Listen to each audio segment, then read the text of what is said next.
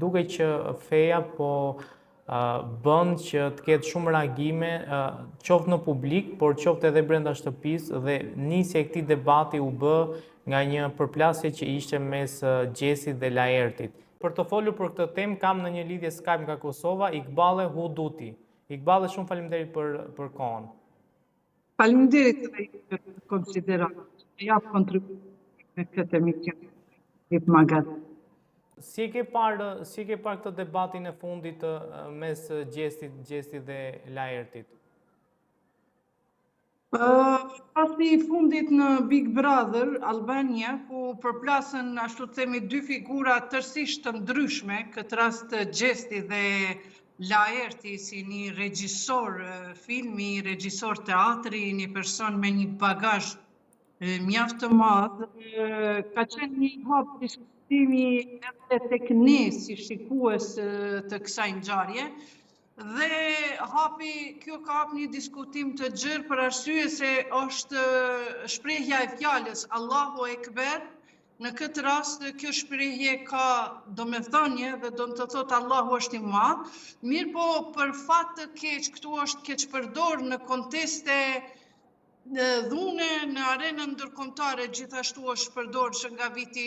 2012 kur filluan ato luftrat sektare në mes të muslimanëve në Siri. Prandaj kjo është kriju një ndjeshmëri. Ne duhet ta kuptojmë edhe Laertin, i cili ka reaguar në atë mënyrë dhe ka pas shkas, siguri edhe ka informacion për këtë, sepse fjala Allahu Ekber në këtë rast ka kriju ndjeshmëri edhe një frigë në publik. Sot,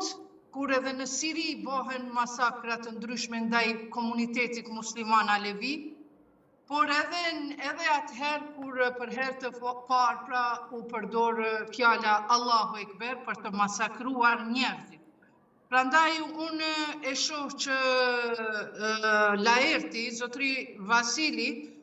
nuk e ka bërë këtë nga mos informacioni i tij, por e ka bërë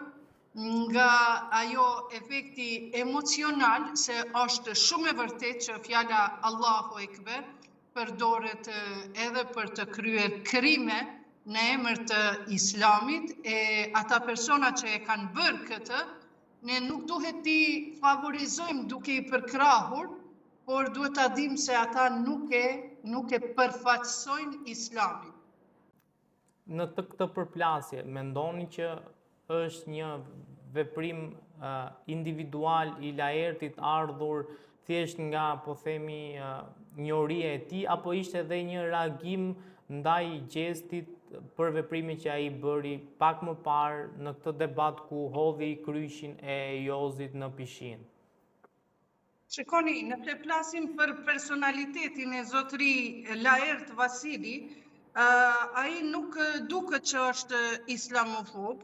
por është një intelektual i cili ka dhënë shumë në fushën e kulturës, dramës dhe filmit. Njashtu është një mendimtar me një bagazh të lartë, prandaj këtë nuk e ka bërë që nuk ka pasur informacion,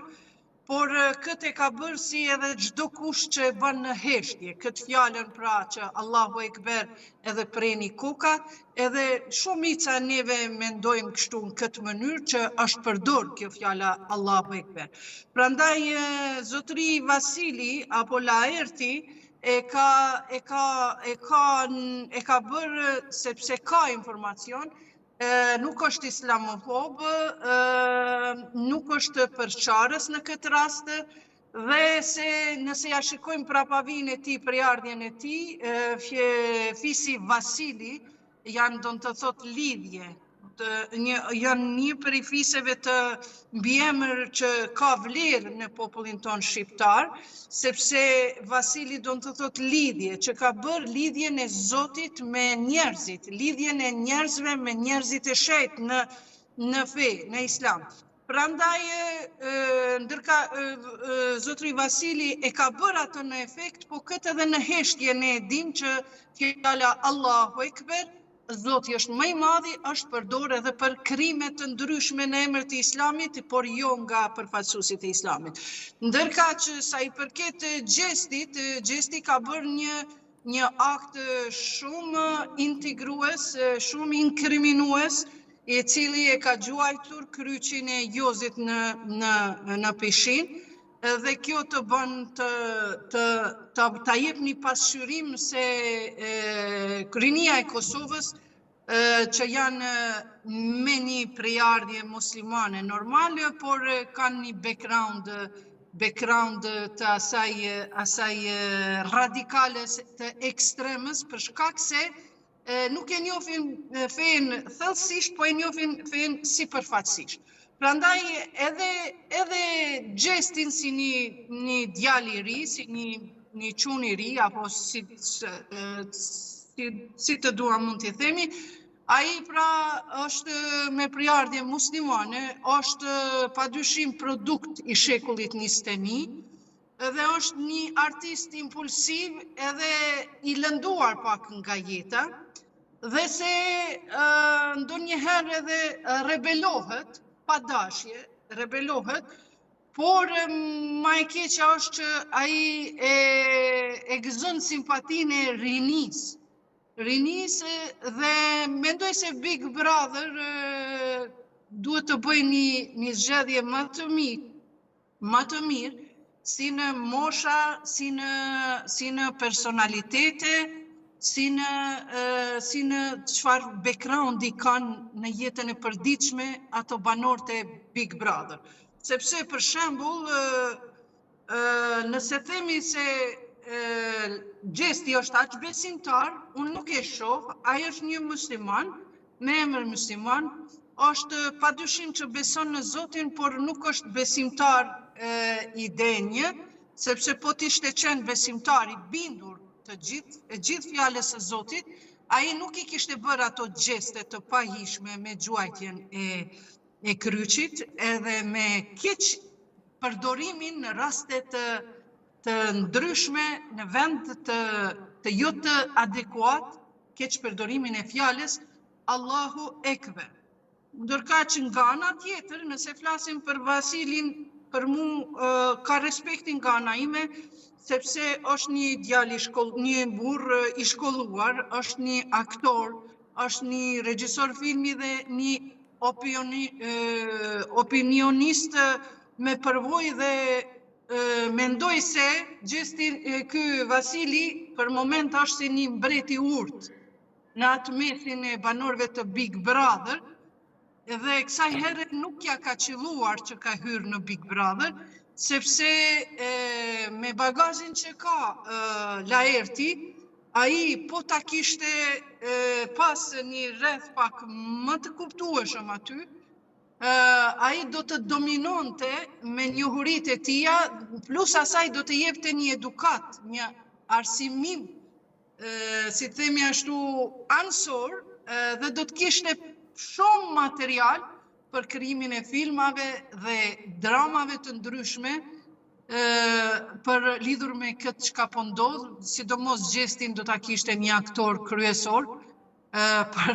punën e tij si intelektual. Prandaj nga ta kthen, Gjesti është një talent i cili ka pas një jetë jo aq të mirë. Gjesti është edhe një provokator, por fati mirë që nuk është manipulant. Ka një qiltërsi, ka një butësi, madje, nëse krahasojmë me Leartin, shpeshherë Gjesti thot,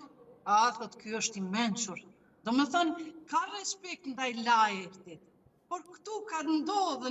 si themi, një kushllus, një kundërshtim, mu tek këto simbolet fetare, që nuk duhet të kishte ndodhur, por unë mendoj se duhet ja falin njëri tjetrit, edhe e kisha lutur Gjestin që nëse ka njohuri të cekta për fen, nëse një fen sipërfaqësisht, nuk do të thotë që ai duhet ta prezantoj fen në Big Brother, po le ta prezantoj vete, jo fen që e ka.